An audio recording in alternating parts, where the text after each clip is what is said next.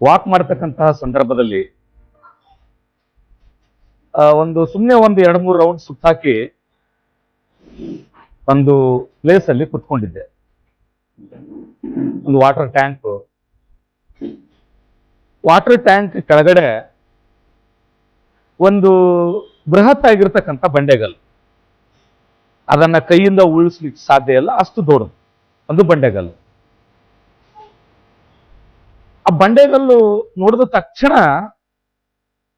ಒಂದು ವಿಶೇಷವಾಗಿರ್ತಕ್ಕಂಥ ಅಂಶ ಅಲ್ಲಿ ನನ್ನ ಗಮನ ಸೆಳೀತು. ಏನು ಅಂತಂದ್ರೆ, ಆ ಬಂಡೆಗಲ್ಲಿಗೆ ಯಾರೂ ಕೂಡ ಸುತ್ತಿಗೆಯಿಂದ ಹೊಡೆದಿರ್ತಕ್ಕಂಥ ಏಟಾಗಿರ್ಲಿಲ್ಲ, ಅಥವಾ JCB ಯಿಂದ ಕಿತ್ತಿ ಬಿಸಾಕಿರ್ತಕ್ಕಂತಹ ಯಾವ ಚಿಹ್ನೆಗಳು ಕೂಡ ಕಾಣಲಿಲ್ಲ. ಆದ್ರೆ ಬಂಡೆಗಲ್ಲು ಮಾತ್ರ 2 ಭಾಗವಾಗಿ ಒಡೆದಿತ್ತು. ಬಹಳ ವಿಶೇಷತೆ ಅಂತ ಅನಿಸ್ತು. ಯಾಕೆ ಒಡೆದಿರಬಹುದು ಅಂತ ನೋಡ್ತಾ ಹೋದಾಗ ಆ ಬಂಡೆಗಲ್ಲಿನ ಮೇಲೆ ಸಣ್ಣದಾಗಿ ಒಂದು ನಯವಾಗಿರ್ತಕ್ಕಂಥ ಒಂದು ಹೋಲ್ ಆಗಿತ್ತು. ಅದು ಯಾಕಾಗಿತ್ತು ಅಂತಂದ್ರೆ, ಆ ಮ್ಯಾಲಿರ್ತಕ್ಕಂಥ ವಾಟರ್ ಟ್ಯಾಂಕ್ ಇಂದ ಪ್ರತಿ ಕ್ಷಣ ಒಂದೊಂದು ಹನಿ ನೀರು ಕಡಿದು ಬೀಳ್ತಾ ಇತ್ತು. ಕರೆಕ್ಟ್ ಆಗಿರ್ತಕ್ಕಂಥ ನೋಡಿ, ಒಂದು ಹನಿ ನೀರು ನಿರಂತರವಾಗಿ ಒಂದು ನಿರ್ದಿಷ್ಟವಾಗಿರ್ತಕ್ಕಂಥ ಸ್ಥಳದ ಮೇಲೆ ಬಿದ್ದಿರುವುದರಿಂದ ಆ ಹನಿಗೂ ಕೂಡ ಎಷ್ಟು ತಾಕತ್ತು ಬಂತು ಅಂತಂತಂದ್ರೆ, ಆ ಬಂಡೆಗಲ್ಲನ್ನ ಸೀಳುವಷ್ಟು ತಾಕತ್ತು ಬಂತು. ಹಾಗೆ ನೋಡಿದ್ರೆ ಹನಿ ನೀರಿಗೆ ಏನು ಶಕ್ತಿ ಇಲ್ಲ ಅಂತ ಭಾವಿಸಿದ್ರು. ಆದ್ರೆ ಆ ಹನಿ ನೀರು ಮಾಡಿರ್ತಕ್ಕಂಥ ಕೆಲಸ ಏನು? ಸುಮಾರು ವರ್ಷಗಳವರೆಗೆ ನಿರಂತರವಾಗಿ ಒಂದೇ ಸ್ಥಳದ ಮೇಲೆ ಬಿತ್ತು.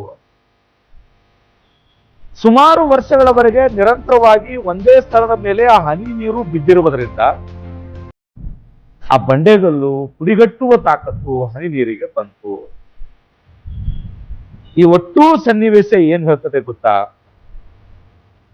ಪ್ರಯತ್ನ ನಿರಂತರವಾಗಿರಬೇಕು, ಗುರಿ ಸ್ಪಷ್ಟವಾಗಿರಬೇಕು. ಏನಾಗಬೇಕು ಅನ್ನುವುದನ್ನ ಮೊದಲು ನಿಮ್ಮ ಮೈಂಡ್ ಅಲ್ಲಿ ಫಿಕ್ಸ್ ಮಾಡ್ಕೊಂಡಿರಬೇಕು. ನಿಮ್ಮ ಪ್ರತಿನಿತ್ಯದ ಪ್ರಯತ್ನ ಇರುತ್ತಲ್ಲ, ಅದು ನಿರಂತರವಾಗಿರಬೇಕು. ಒಂದು ದಿನ 8 ಗಂಟೆಯವರೆಗೆ ಓದಿ 2 ದಿನ ರೆಸ್ಟ್ ಮಾಡೋದಲ್ಲ. ಒಂದು ದಿನಕ್ಕೆ 5 ಗಂಟೆಯವರೆಗೆ ಓದೋದಕ್ಕಾಗುತ್ತಾ? ಪರವಾಗಿಲ್ಲ, ಅದನ್ನು ನಿರಂತರವಾಗಿ ಮುಂದುವರಿಸ್ಕೊಂಡು ಹೋಗ್ರಿ. ತಿಂಗಳಾಗ್ಲಿ, 2 ತಿಂಗಳಾಗ್ಲಿ, 3 ತಿಂಗಳಾಗ್ಲಿ, 6 ತಿಂಗಳಾಗ್ಲಿ, ವರ್ಷ ಆಗ್ಲಿ, ನಿರಂತರವಾಗಿ ಶ್ರಮವನ್ನ ಹಾಕ್ತಾ ಹೋದ್ರಿ ಅಂತ ತಿಳ್ಕೊಳ್ಳಿ. ನಿಮ್ಮ ಶ್ರಮಕ್ಕೆ ಒಂದಿಲ್ಲ ಒಂದು ದಿನ ಬೆಲೆ ಬಂದೇ ಬರ್ತದೆ. ಆದ್ರೆ ನಾವು ಹೆಂಗ್ ಮಾಡ್ತೀವಿ ಅಂತಂದ್ರೆ, ನಾವು ಈ ಆಮೆ ಮತ್ತು ಮೊಲ ಓಟದ ಸ್ಪರ್ಧೆಯಲ್ಲಿ ನಿಂತಾಗ ನಾವು ಒಂಥರ ಮಲದ ತರ 6 ತಿಂಗಳ ಓಡಿ ಎಕ್ಸಾಮ್ 6 ತಿಂಗಳ ಮಲಗವ್ರು ನಾವು. ಮತ್ತೆ ಎಕ್ಸಾಮ್ ಕಾಲ್ಫರ್ಮ್ ಆಗ್ತಾವ ಅಂತಂದ್ರೆ ನಮ್ಮ ಓಟ ಸ್ಟಾರ್ಟ್. ಯಾರು ಆಮೆ ತರ ನಿರಂತರವಾಗಿ ಓದ್ತಾರಲ್ಲ, ಅವ್ರು ಮಾತ್ರ ಜೀವನದಲ್ಲಿ ಸಕ್ಸಸ್ ಆಗ್ಲಿಕ್ಕೆ ಸಾಧ್ಯ. ಅದಕ್ಕೆ ಗುರಿ ಸ್ಪಷ್ಟವಾಗಿರ್ಲಿ. ನೀವೇನಾಗ್ಬೇಕಂತೀರಿ? ಹೈಸ್ಕೂಲ್ ಟೀಚರ್ ಆಗ್ಬೇಕಂತೀರ, ನೀವೊಂದು KS ಆಫೀಸರ್ ಆಗ್ಬೇಕಂತೀರ, ಪ್ರೊಫೆಸರ್ ಆಗ್ಬೇಕು ಅಂತೀರ, PSI ಆಗ್ಬೇಕು ಅಂತೀರ, ಅದು ಸ್ಪಷ್ಟವಾಗಿ ನಿಮ್ ತಲೆ ಒಳಗೆ.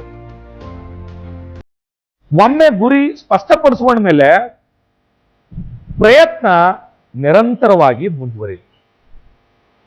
ಎಂಥದ್ದೇ ಬರಲಿ, ಗುರಿ ಮುಟ್ಟುವವರೆಗೆ ಯಾವ ದಿನವೂ ಕೂಡ ನಾನು ನನ್ನ ಗುರಿಯ ಕಡೆಗೆ ಸಾಗುವ ಪ್ರಯತ್ನವನ್ನ ಬಿಡಲಾರೆ ಅನ್ನತಕ್ಕಂಥ ಸಂಕಲ್ಪವನ್ನ ಕೊಟ್ಟು ಪ್ರಯತ್ನವನ್ನ ಮುಂದುವರಿಸಿದ್ರಿ ಅಂತ ತಿಳ್ಕೊಳ್ಳಿ.